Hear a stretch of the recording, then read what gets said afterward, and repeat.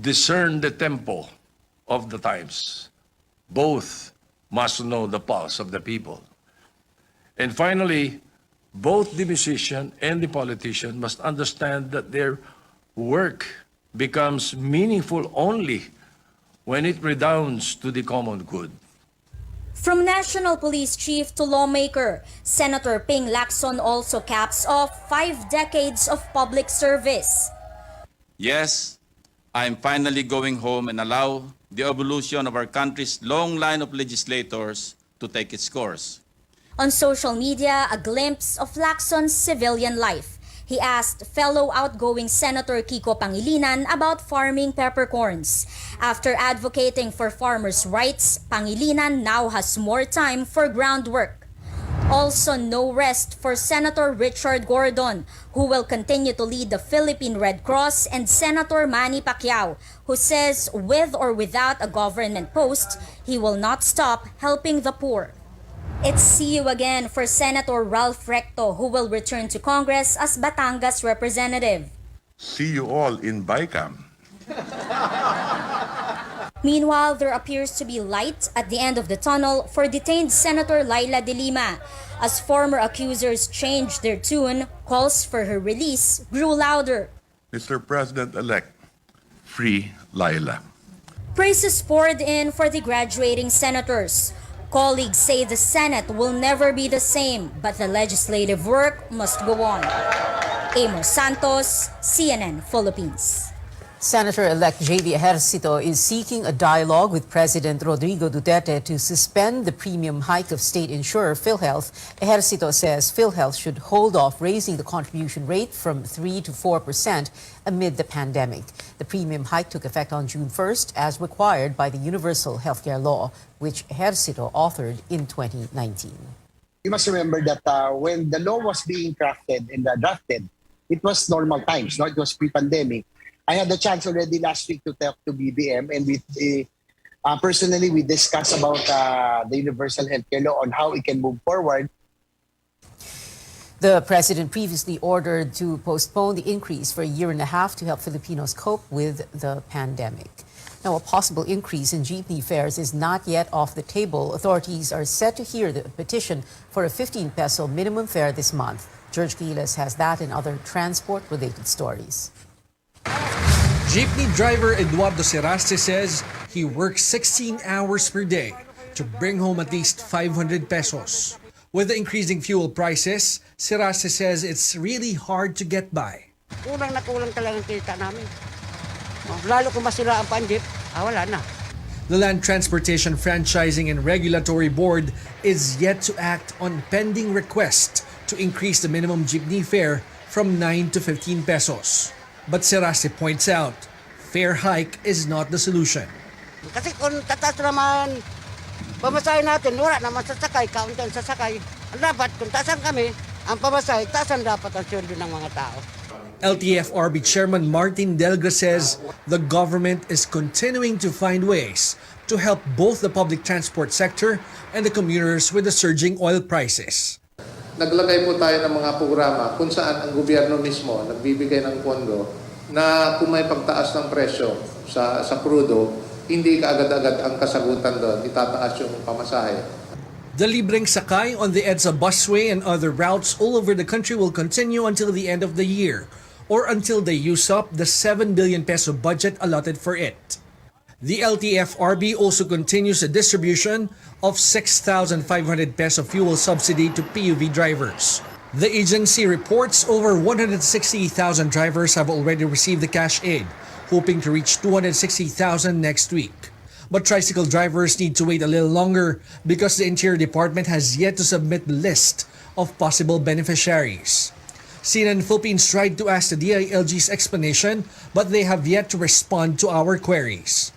We will upload it in our website for everybody to know kung sino yung nakatanggap. We have press land bank na yung mga pending na mga submissions namin, no, would already be resolved para ma-credit na rin yung mga yung amounts sa fuel subsidy. Meanwhile, ride-sharing app Grab will give free shuttle service to commuters from the airport to any point in Metro Manila. It says just go to the Grab booth at the Ninoy Aquino International Airport, Terminals 2 and 3. That's from June 15 to 30 from 8 to 11 p.m. George Cahiles, CNN Philippines. Coming up, yet another Omicron subvariant has been detected in the country. The two cases have no travel history. And Russia's war in Ukraine now hitting closer to home with the price of bread about to rise. Details right here on CNN Philippines.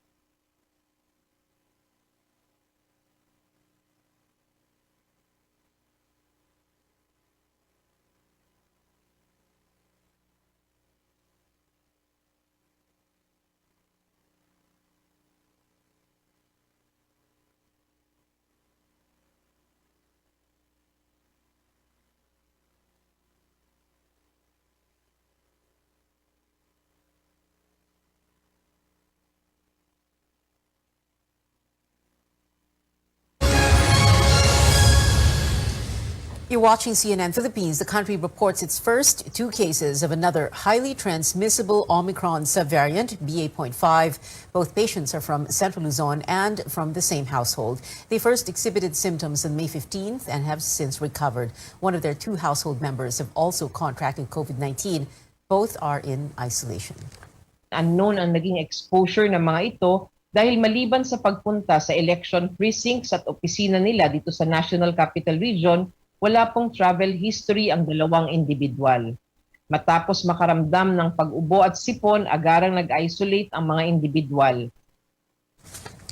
With the rising subvariant cases, the health department says it is not yet time to lift the public health emergency or allow optional wearing of face masks outdoors. Presidential Advisor for Entrepreneurship Joey Concepcion made the suggestions after the country was placed on the lowest travel risk status. The DOH points out the continuing challenges in vaccination and how lifting the emergency could affect the overall pandemic response.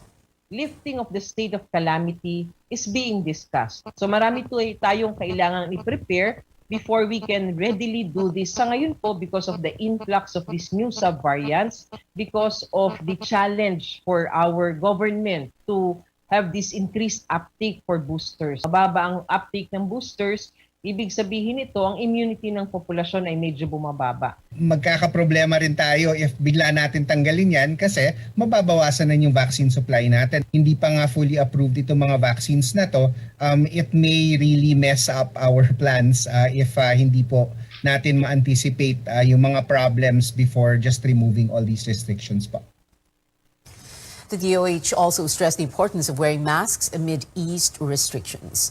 Now, in the United States, younger children may start rolling up their sleeves for COVID-19 shots later this month. Officials say the rollout for those 6 months to 5 years old could begin as early as June 21st. Vaccine advisors still have to review data on Pfizer and Moderna doses.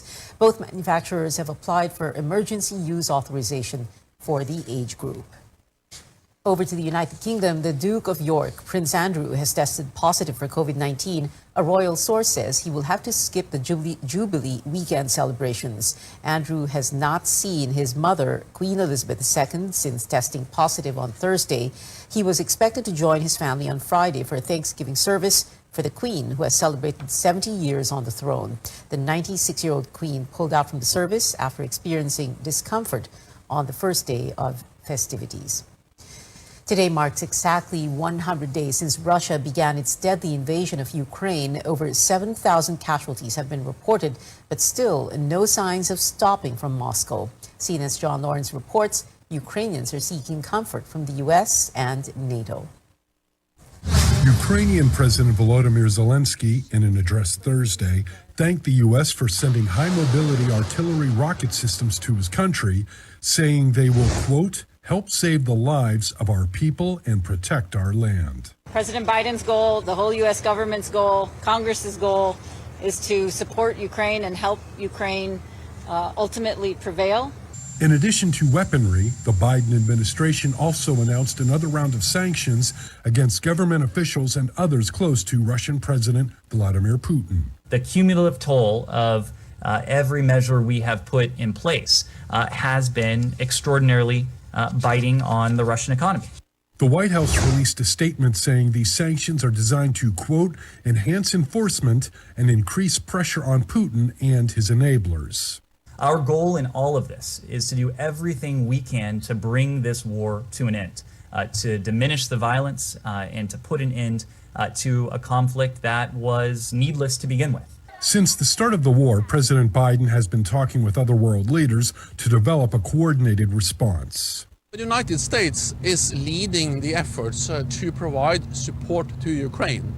And NATO allies and the United States are providing an unprecedented level of military support. This is making a difference on the battlefield every day. I'm John Lawrence reporting. Ukraine says a decision may come out soon about its request to join the European Union. Back here at home, consumers are feeling the pinch of the crisis in Eastern Europe, with prices of bread and canned food seen to rise in the country. Melissa Lopez brings us the meat of this story. Before, it was French fries facing short supply. Now even bread products are under threat with the rising cost of ingredients. Authorities say supply of raw materials like flour, sugar, and vegetable oil is low and comes with a price because the conflict between Russia and Ukraine disrupts global trade. The Agriculture Department says 16 countries have stopped selling goods to Manila for their own consumption. Bakeries feel the pinch. Sakit sa ulo yan kasi kahit gusto namin itaas ang presyo ng pandesal at tinapay, hindi pwede. Imbes sa 10 bilhin ng pamilya, bakit 5 na lang bibili ng isang pamilya na tinapay? Kawawa naman.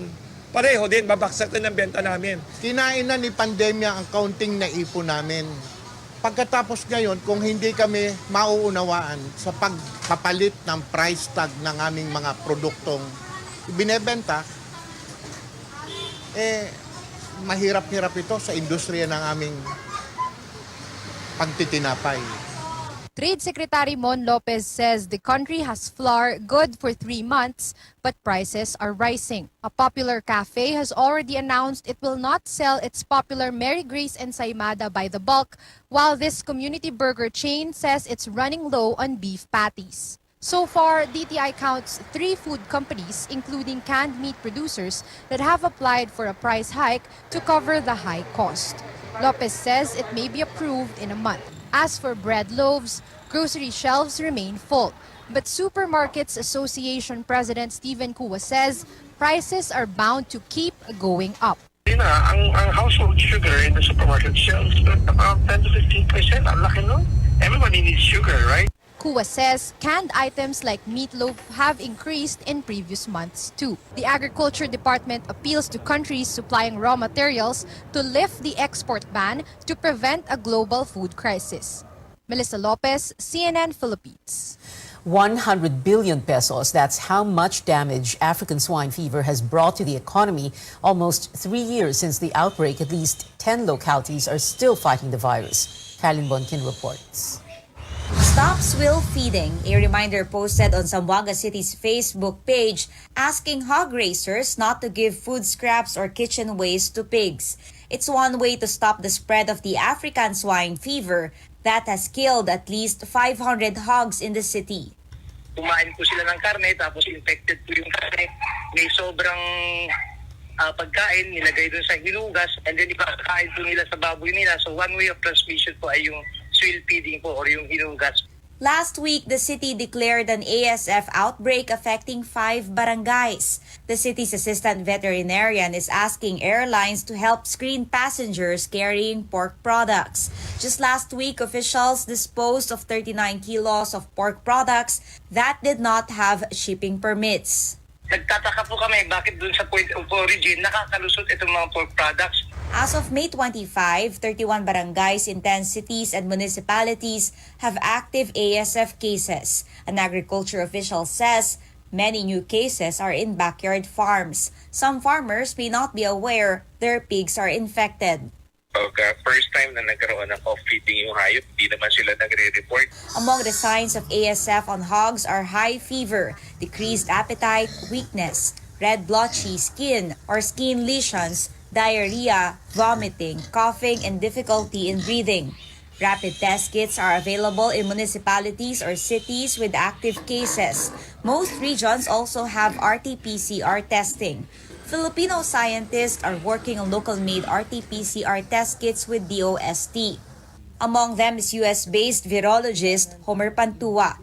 His team also made a working prototype of a mobile laboratory for ASF testing and other animal diseases. We really have to make our own so we can be self-reliant and self-sufficient. Currently, a Thailand-made ASF vaccine is being tried in the Philippines. Caroline Bongkin, CNN Philippines. In other news, teachers who served in this year's elections have repeatedly called on the government to exempt their honoraria and allowances from income tax. Now the bill pushing for the tax exemption is up for President Duterte's signature after the House of Representatives adopted the Senate version. Stanley Gaheta spoke to some teachers on whether they are still willing to serve in future elections. Grade 10 teacher Romaldo Gamilla has served in 5 elections, being a Department of Education supervisor. And he has enjoyed full honorarium each time.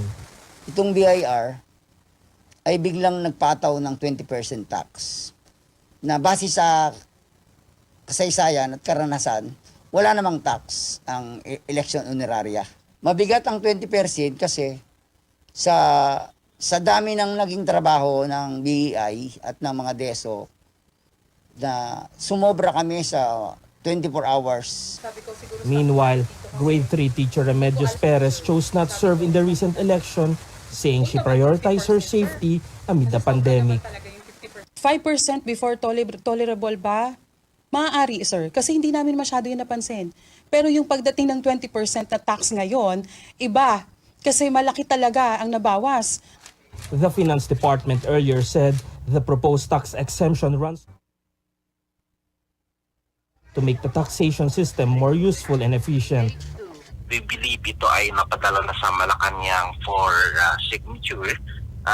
Malaking aluan po ito sa ating mga guro at mga poll workers na nagsilbi noong nakaraang halalan. Malaking tutulong ito sa mga guro dahil sa mga tinatanggap nilang honoraria at saka mga allowances ay magkakaroon sila ng mas buo na matatanggap. Some teachers now say they have reservations about serving in future elections. They are also urging outgoing President Rodrigo Duterte to increase the salary of teachers before he leaves office. Makakabawi siya sa guro na pinangakuan niya ng mataas na sweldo nung unang buwan pa niya ng pag-upo. Pero hindi naman niya kami tinaasan. Dumaan lang sa salary grade, salary standardization law. But the Education Department says there are substitutes should teachers decline to serve in the next election. Kung wala naman pong gulo ng volunteer, marami po tayong pwede pang humalili ayon sa batas. Pwede po ang mga private school teachers, pwede po ang mga government employees. Stanley Gaete, CNN Philippines. Straight ahead, King James proves yet again that he's not just a king on the hard court. Plus, some of OPM's hottest artists are coming together on one stage. Stay tuned to Newsnight, where we go above and beyond the headlines.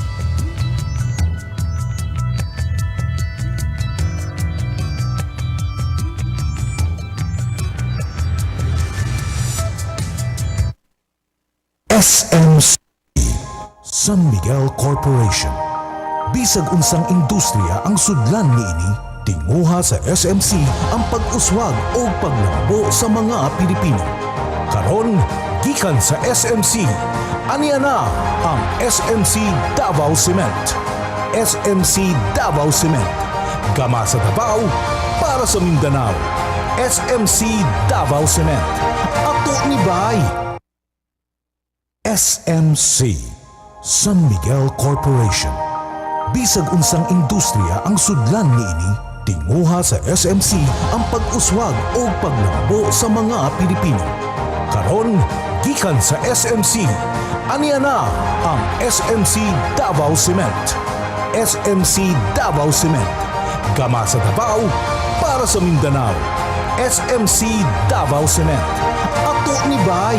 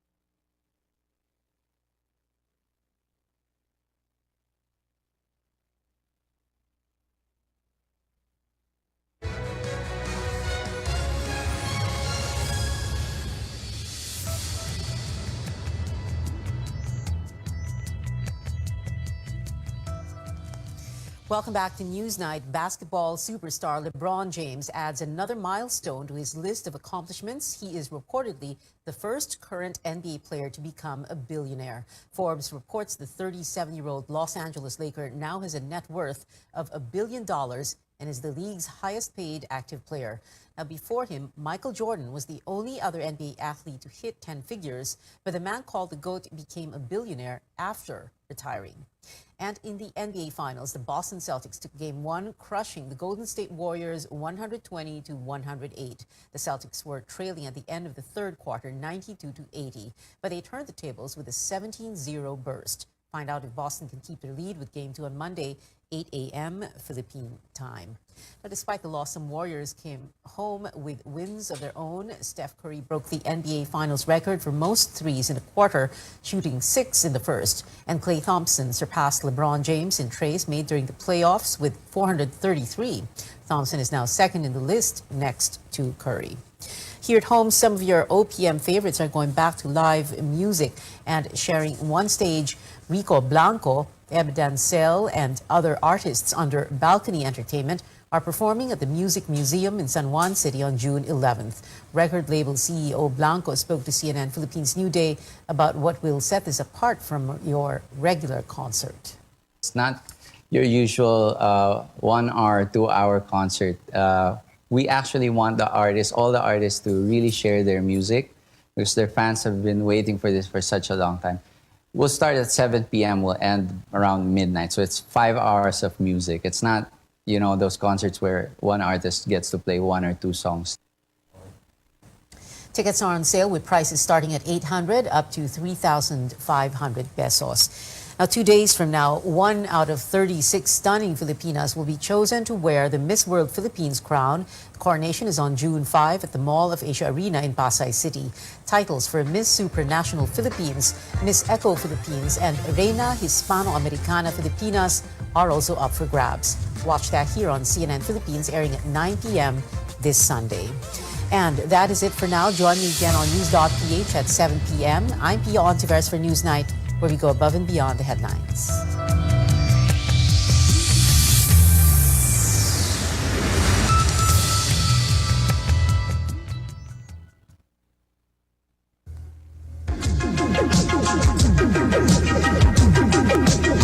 RPN, Radio Philippines Network Incorporated, DXKO. 13.68 sa dial sa inyong radyo.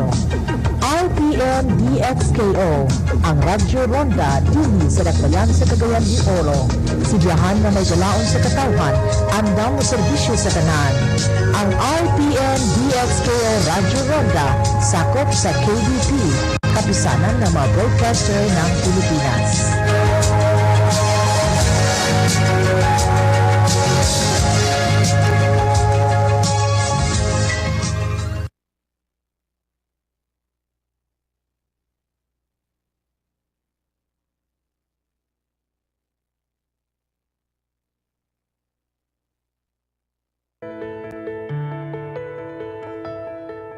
People are definitely getting excited to go out this summer due to lowered COVID-19 restrictions. And this includes people in their golden years who have been cooped up for a long time due to stay-at-home orders. If you fall under this age group, you should watch out for strenuous activities that could potentially injure you or fracture your bones. Today on the program, we'll talk about bone fractures and how to keep your bones healthy from injury. I'm Dr. Freddy Gomez, and welcome to MedTalk Health Talk on CNN Philippines.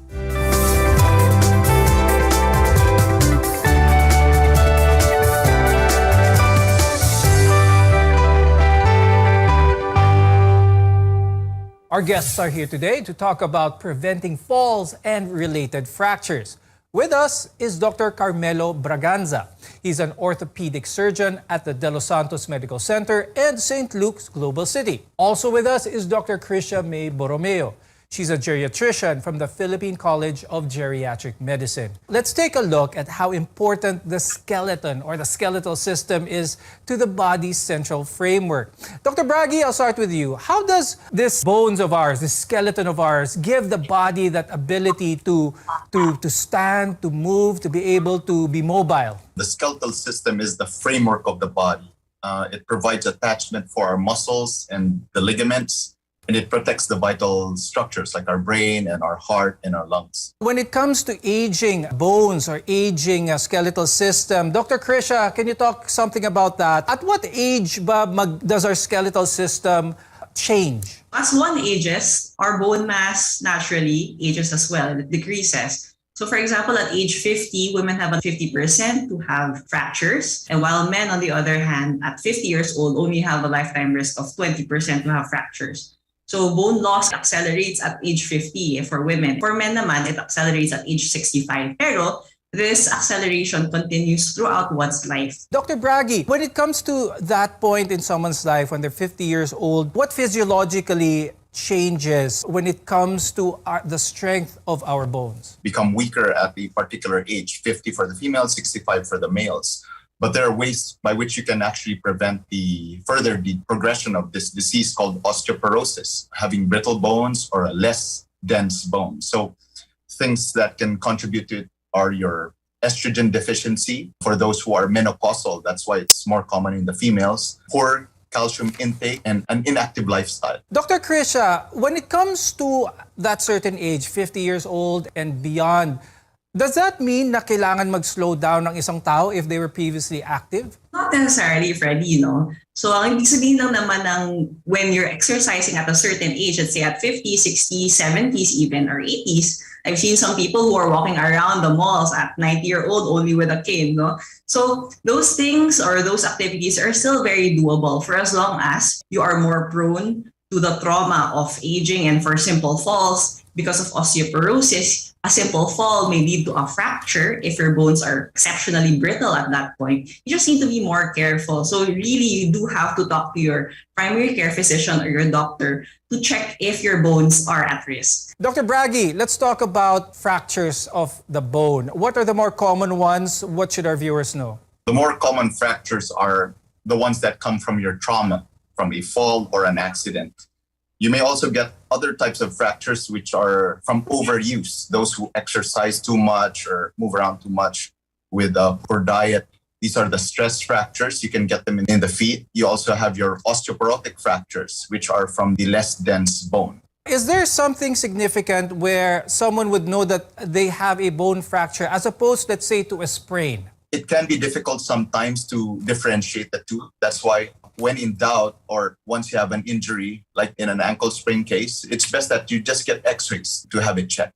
Dr. Krisha, when it comes to these risks at a certain age, is there any way to prevent this? What are some of the key factors that makes, like what you said, a 90-year-old being able to still walk around even with a cane as opposed to someone who's 55, who's barely able to be mobile? For example, if you're a parent or you have a history that your mom or your dad had a fractured hip, or if you're currently smoking, if you've been taking steroids, if you have rheumatoid arthritis, or if you have a secondary osteoporosis, even as simple as a malabsorption, yung hindi ka maka-absorb proteins and other food properly in your gut can cause malnutrition, especially yung mga tao na may chronic liver disease. Will everyone at a certain age get osteoporosis? Is this inevitable? So the osteoporosis as you grow older is not inevitable. So you usually gain our peak bone mass kasi in our third decade, sa mga 20-year-old, 20 to 30s, ganyan. That's where we usually achieve our peak bone mass. So kung ano man yung dinala mo at that age, yun na yung kinakarga, yun na yung puhunan mo for the rest of your life. It's not mean to say that if you do not exercise at your 20s or your 30s, you are doomed to have osteoporosis. There are multiple factors that contribute to having weak or brittle bones. Very simple signs lang to know that maybe you might have had a fracture before is if, for example, people might shrink maybe a couple centimeters or an inch from their usual height, maybe kasi may compression fracture na yung vertebra, yung spine nila. That might be a subtle clue or indication for you to seek professional help. A common question is this a lifetime condition? If I was diagnosed with osteoporosis, is that pretty much it for the rest of my life? Can this be treated? Can this be reversed? Prevention is always important. So reaching that peak bone mass by your third decade of life is very important. But ways to counteract or treat osteoporosis is actually simple activity, a good diet, and calcium supplementation. In some instances that the osteoporosis is severe, then you can consider medication for that. Coming up, we'll discuss the potential causes for the common bone fractures at a certain age and their complications. Only here on MedTalk Health Talk.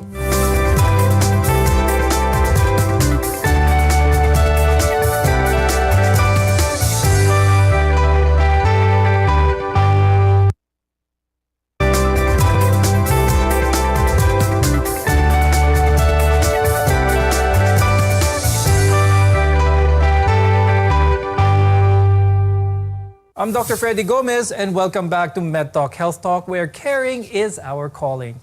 Another important part of our skeletal system is our joints, and they're made up of cartilage. They help connect your bones together, which helps in a person's movement.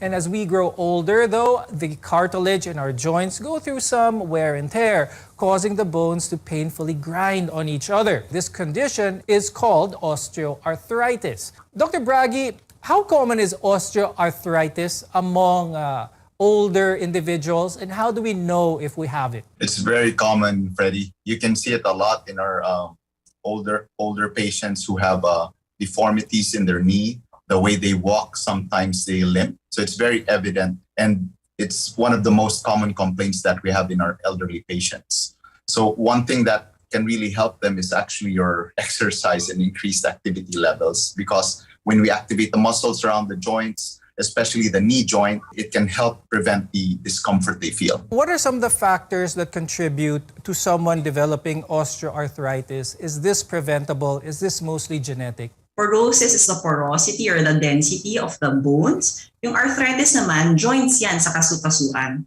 So pag pinag-uusapan na po natin yung kasukasuan or yung joints, the risk factors are age, like the osteoporosis. Age, usually in exponential increase na to at 50 years of age and older. So middle-aged adults kasi they're equally affected after 55-year-old, we see more women in the clinics complaining of masakit yung balakang, masakit yung tuhod nila, ganyan.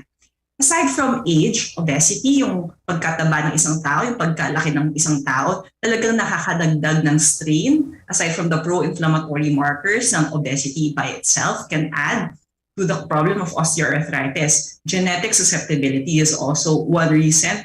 Parang people are looking into genetic susceptibility that if your parents had osteoarthritis, are you prone to as well? So may genes po yan. Can be an inherited thing. And certain occupations, for example, are farmers, for example, are construction workers na akyat baba ng tuhod nila, akyat baba ng bewang nila. Yan, yung mga pro athletes who run miles and miles. Ayan po. So yung mga certain conditions or certain activities that we do or occupation that we do can predispose one to osteoarthritis. Now, Dr. Bragi, for people who are diagnosed with osteoarthritis, are they also more prone to bone fractures as those with osteoporosis? How does this happen? With osteoarthritis, this particular type of arthritis, it has some thickening of your bone in certain portions. So you're not actually prone to fractures because of the osteoarthritis, but I would say it's a risk factor because if you have pain in a particular joint, the thing that can happen is you have pain and you can get into an accident. You can trip, or since you're avoiding weight on that affected extremity, you can lose your balance and fall. So makes you more prone to falling. At a certain age, with average activity level, not doing anything risky, what is the most common injuries in terms of fractures do we see in the older population? So hip fractures, they're the ones who usually land in our ERs. Sila po yung nadala sa ER kasi nadala si Lola, nag-slide po siya sa CR. Hip fractures account for a lot of the ER consults in the elderly. Sometimes kasi yung mga compression fractures ng vertebra, konting nag-shrink po lang kayo or medyo kumuba. Medyo silent compression fracture na po yun. Pero hip fractures, it's undoubtedly kasi hindi ka makalakad eh. Usually hip fractures, some people do have compression fractures of the spine, especially yung older people. Sometimes for fragility fractures or fractures na normally hindi mo dapat aasahan na magka-fracture, nahulog lang siya from a standing height, from a sitting height, from a lying down position. Tapos, bakit na-fracture na? Sabihin, clue yun, may osteoporosis ka na, bakit dapat hindi ka magkakabali ng buto, nabalian ka? So yung mga ganun po, fragility fractures are very, very important kasi that's a sign na may severe osteoporosis na po kayo. Dr. Bragi, let's talk about that. Kapag na-fracture ang hip, what is the treatment option based on this? It's a misnomer that you say it's a hip fracture, right? But it's actually that proximal end of the thigh bone which is broken. So the treatment will actually depend on the area of the fracture, if the patient will need a hip replacement, which we mostly do, or if it's amenable to a repair or fixing the fracture with plate and screws or a nail. So those are the treatment options for it. Now, if it's not too displaced, because that is possible to get a fracture in the hip that's not displaced, and sometimes maybe we don't even have to proceed with surgery. But I cannot overemphasize some of the things that Dr. Krisha said a while ago regarding the complications associated with a hip fracture, because those are the things that can lead to increased morbidity and actually death. No? So you can get your bed sores, pneumonia. Our patients have altered sleep-wake cycles. They have lack of appetite, even depression. So that's why we want to address these hip fractures as soon as possible. Dr. Bragi, what's the most important factor here in determining whether this patient with a hip fracture is eligible for surgery or not? Yeah, as much as possible, your patient should be medically fit to undergo a procedure, right? So either way, if your patient proceeds with surgery or does not, then at least have some exercise for them while they are lying down. Because the reason you want to do the surgery for your patient is so they can be mobile and try to do the things that they used to do, even if it's just simply going around in the house. Because you have different patients, right, that they just stay in their house. You have your community ambulators. You even have patients who do marathons and run. So what we want to do with the surgery is actually bring them back to their pre-morbid level. We'll discuss how to prevent injuries to your bones and how to keep them strong and healthy after a short break. Your care is our mission here on MedTalk Health Talk. We'll be right back.